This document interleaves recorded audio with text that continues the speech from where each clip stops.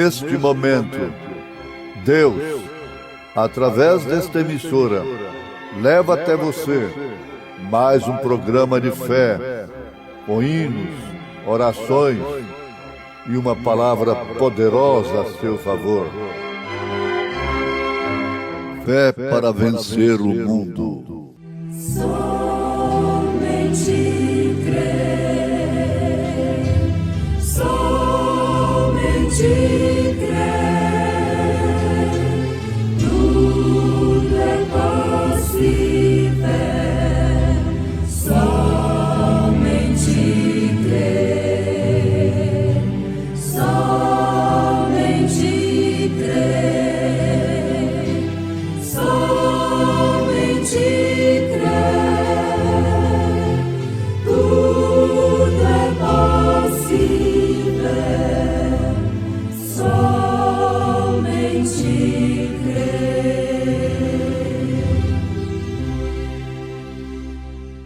E eu vos digo a vós: pedi e dar-se-vos-á. Buscai e achareis. Batei e abri-se-vos-á. Porque qualquer que pede, recebe. E quem busca, acha. E a quem bate, abrir-se-lhe-á.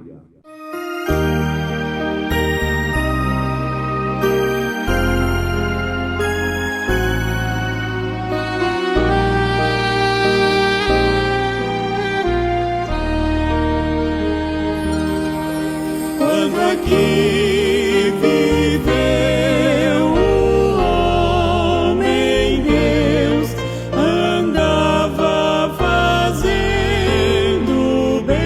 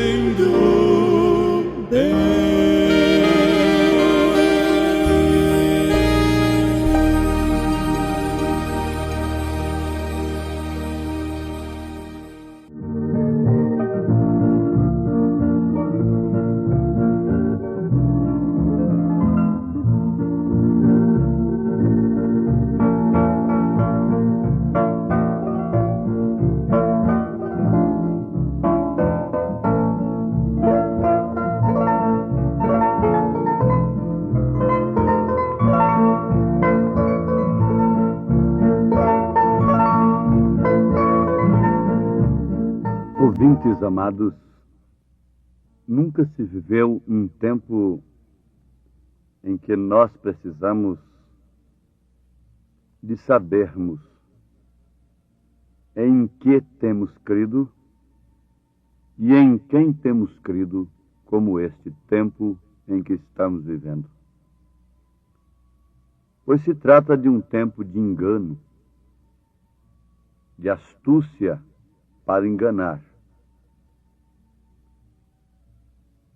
É necessário que tenhamos o Espírito Santo da graça para que não sejamos enganados. A maioria dos pregadores estão pregando sinceramente os seus pontos de vista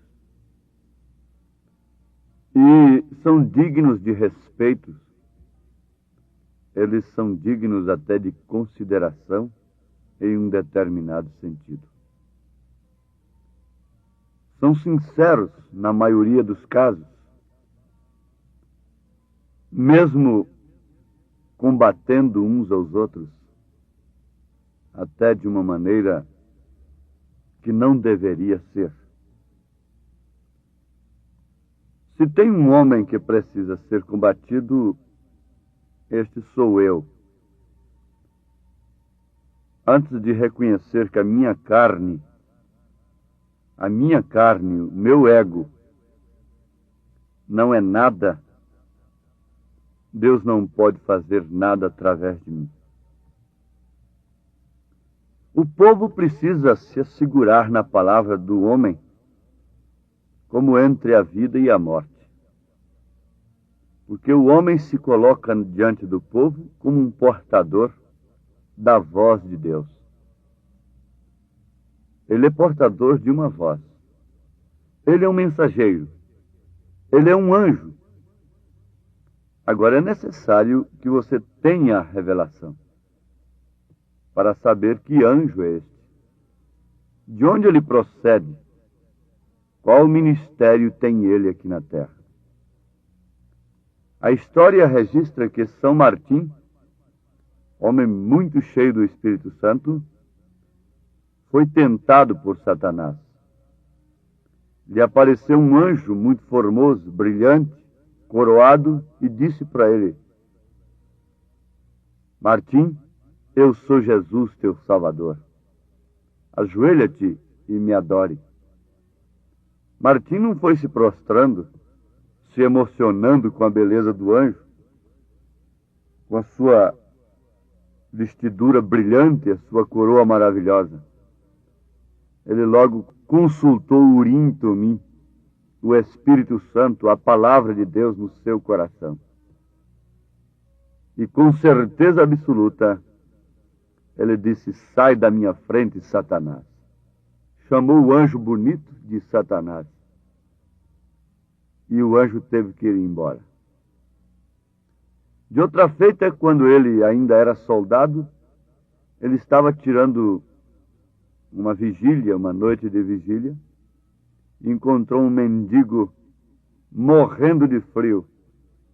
Tomou da sua capa, arrancou da espada, partiu a capa no meio, deu a capa para o mendigo, cobriu o mendigo. Depois Jesus apareceu para ele com a metade da capa. Então, um mendigo era Jesus, um anjo brilhante era Satanás. Mas por que ele teve esse discernimento? Por causa do Espírito Santo.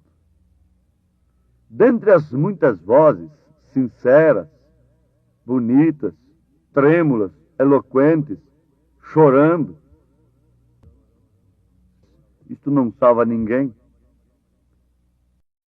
Jesus chorou também, Jeremias chorou, e afinal de contas, cada um tem direito de sorrir, de chorar, não é? Está certo? Agora, a verdade está em alguma parte. Eu quero apenas te dar um conselho, ouvinte amado. É para escutar a voz de Deus. Há muitas vozes nesses dias. São vozes de todos os lados. O Evangelho nunca foi pregado como está sendo pregado agora. Nunca. Por porfia, por contenda, por facção, por interesse, por fama, por vanglória, de todas as maneiras. Mas um homem como Paulo não se poria a brigar com nenhum deles. Diria assim, bom, eu, de todos os modos, eu dou glória a Deus porque o Evangelho está sendo anunciado. E isso é bom para que os sinceros se manifestem. Isso é bom para provar a revelação, para você saber onde está a verdade. Você tem que escolher. Você tem que escolher por revelação divina. O Espírito Santo precisa lhe mostrar, para você não tomar escorpião por peixe, nem tampouco pedra por pão. Porque ele não dá a um seu filho pedra no lugar de pão. Se você é filho de Deus, você não pode estar comendo uma doutrina aí que é pedra, pensando que é pão. Você não pode crer numa doutrina que não passa de um escorpião espiritual, se você é filho. Porque Deus não dá escorpião quando o filho pede peixe. E o peixe é o símbolo da revelação. Isso é extraordinário. Você deve examinar, não pelo argumento do homem, nem pela eloquência do homem, pela oratória, pelo meu dom de falar, de convencer as pessoas, apesar de nunca usar de proselitismo, de ir atrás das pessoas. Mas examine à luz da palavra. O povo anda sem tempo de examinar-se.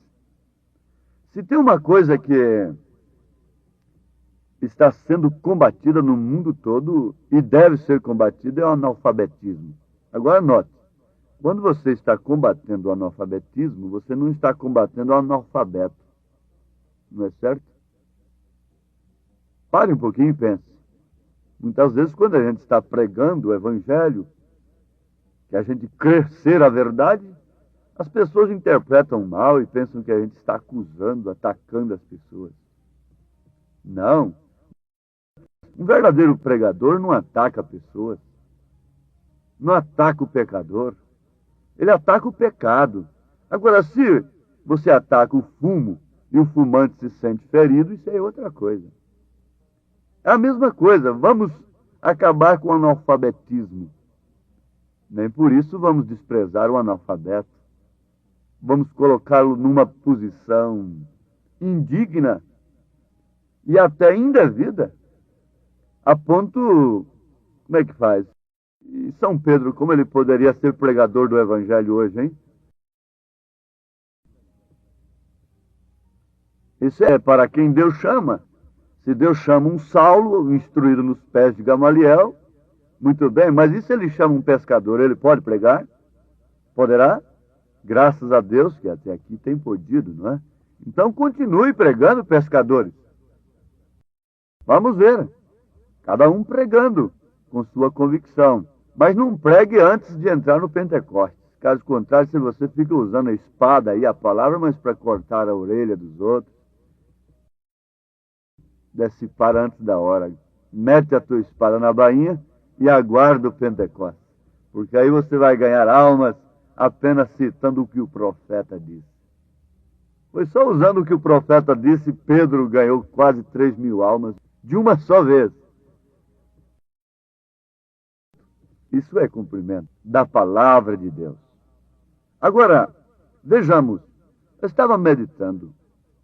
Se o analfabetismo intelectual, humano, prejudica o homem, e o espiritual? Ah, mas existe analfabeto espiritual? Sim, perfeitamente. Então, é preciso todo mundo, sem distinção, estudar teologia. Não, espera aí. Teologia é uma ciência que estuda Deus. E Deus não é objeto de estudo. Ele nunca foi estudado por profeta algum. Na Bíblia, não. A palavra Deus em si já significa objeto de adoração. Você pode ter um carro como Deus, um cantor como seu Deus, como de fato é. é um Deus, é um ídolo, é um rei. E se torna um ídolo. Você põe sua casa como objeto de adoração, é idolatria. E assim por diante. Então Deus é um objeto de adoração. E não de estudo. Agora, vamos constatar que o analfabetismo espiritual é pior do que o intelectual. Porque o analfabeto, intelectualmente falando, ele sofre apenas dano na carne. Ele sofre prejuízo na carne, na sua vida terrena. E o analfabeto espiritual sofre dano eterno. Ele sofre a perdição eterna. Oséias, usado por Deus, disse: o meu povo foi destruído por falta de conhecimento. Se referindo ao conhecimento de Deus, não ao conhecimento intelectual. E que vamos falar, que vamos pensar desses analfabetos que não conhecem nem Malaquias 4, 5, 6? O que vamos falar desses analfabetos que não sabem nem onde está a concordância para Mateus 28, 19? Esses analfabetos que vivem vendo três pessoas distintas, não pode ver o Pai no Filho. Não pode ver que Jesus é Emanuel, é o primeiro e o último, o Alfa e o Ômega. Como esse povo pode entender, conceber o segredo dos 7 trovões do Apocalipse, a revelação dos 7 selos? Como podem aprender álgebra se não sabem nem o ABC ainda?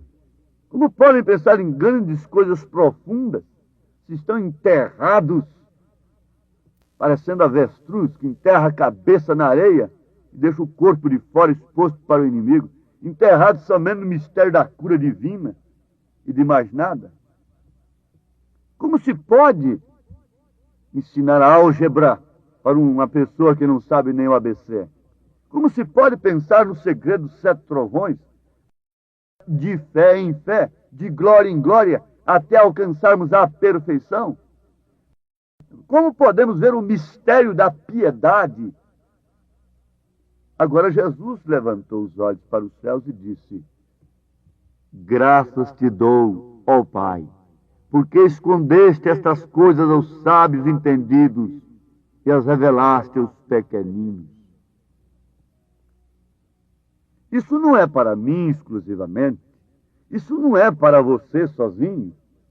Isso não é somente para um determinado grupo. Jesus disse: eu vos digo a vós, pedi e dá-se-vos-á, buscai e achareis, batei e abrir-se-vos-á, porque qualquer que pede recebe, e quem busca acha, e a quem bate abrir-se-lhe-á. São Lucas capítulo 11, versículo 9, versículo 10. Amados, vamos pensar um pouquinho. Se a pessoa fosse pedir a Deus no tempo de Moisés, diretamente alguma coisa, Deus atenderia? Não. Teria que ser através de Moisés. Moisés é um tipo de Cristo. Tudo que nós pedimos ao Pai em nome de Jesus Cristo nos é concedido, mas através da sua palavra. Você não pode receber o segredo dos 7 trovões. O mistério da piedade não pode ser revelado a você sem que você obedeça a Jesus Cristo. Sem que você tenha a revelação de que há um profeta profetizado nas Escrituras para esta era, para nos mostrar estas coisas profundas, escondida ao mundo sábio e inteligente, e revelada aos pequeninos que têm tempo para escutar a voz de Deus. Para os mancos, os aleijados, eles não têm campos, eles não têm bois, eles não estão amarrados com as coisas terrenas. Já estou falando da parábola da grande ceia. Por isso eles têm tempo para atender o convite. Jesus disse: todo que o Pai me dá virá a mim, e o que vem a mim de maneira nenhuma o lançarei fora. Mas este ir a mim é justamente através de sua palavra. Você não pode de maneira alguma ir a Jesus Cristo a não ser através da palavra. Porque Ele é a palavra. Ele é a palavra. Agora, notemos isso. Não importa quão mal sejam os tempos. Reclamar não resolve. Murmurar não resolve. Apelar não resolve. Israel estava gozando de um mau tempo. O tempo para Israel estava péssimo. E lhe faltava Deus. Faltava a arca. E Davi, sinceramente, resolveu buscar a arca. E fez um ecumenismo. Chamou os capitães, os sacerdotes e uniu a todo mundo para buscar a arca, porque ele sabia que a arca era de fato a solução para aquele mau tempo em que Israel estava vivendo. Mas ele cometeu uma grande falha. O plano foi frustrado, não foi avante, causou morte, porque ele não consultou a Natã. Natã era o profeta de Deus. Não adianta nós querermos trazer Deus para o povo, embora lutando, sacrificando, viajando, arriscando a vida, jejuando, orando, lutando de todas as maneiras como Davi lutou bem intencionadamente. Mas tudo isso causará morte se não for através do plano de Deus. Mas é necessário que aquietemos um pouco. É necessário que demos lugar ao Espírito Santo para que Ele possa nos falar. Não estamos aqui para discutir, não estamos aqui para conjecturar, não estamos aqui para convencer que você deve deixar sua igreja, deve deixar seu grupo. Não. Nós estamos lutando para que você pare um pouquinho e dê lugar ao Espírito Santo para Ele te falar, para Ele mostrar onde está a verdade. E Ele mostra, Ele não lança fora. E recebendo esta verdade, recebendo essa resposta, você vai constatar que a verdade está no seu coração. A luz está no seu coração. A luz não está num credo, a luz não pode estar numa igreja, a luz não pode estar num homem distintamente. A luz tem que estar em você, porque ela está na sua palavra. É a palavra de Deus, e se essa palavra está em você, você tem luz no seu coração, e por isso então você não precisa combater nem A nem B. Basta mostrar sua luz, e aqueles que amam a luz chegam para a luz.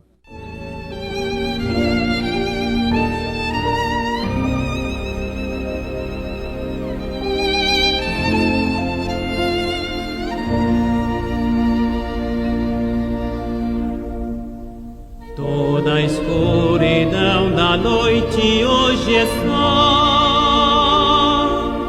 tenho luz no coração. Vivo agora a luz de Ruth no arrebol, tenho luz no coração.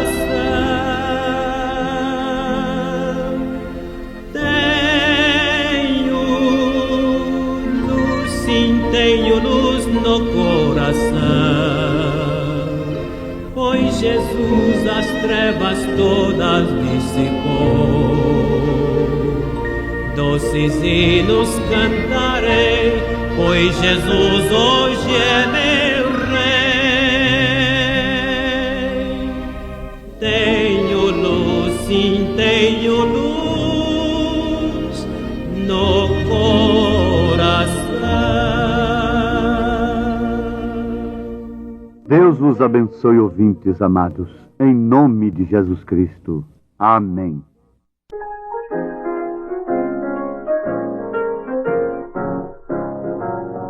Que bendita, que gloriosa luz a minha alma vem encher. É mais bela, intensa que a do sol. Cristo veio em mim viver. Luz bendita, luz gloriosa em meu viver. Cedinha lá dos nossos céus, só o salvo goza essa luz. essa luz que vem de Deus. Esperança, vida e retidão, tenho salvos por Jesus. Quem o segue sem desanimar, goza paz, poder e luz.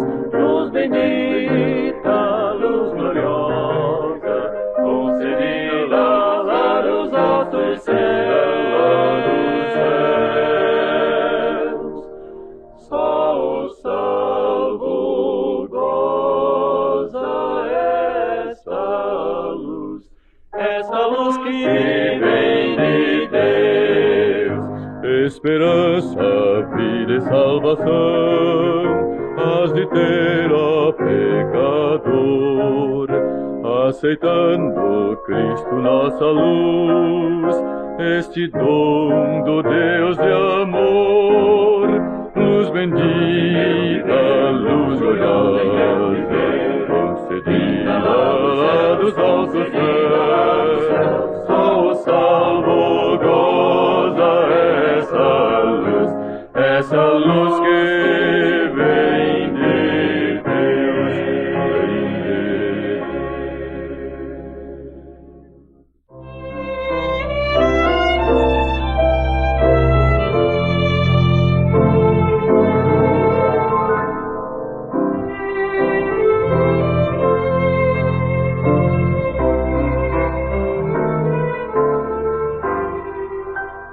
Viva para a luz de seu amor, nele tenho força e paz, que por mim está velando, eu sei. Livra-me de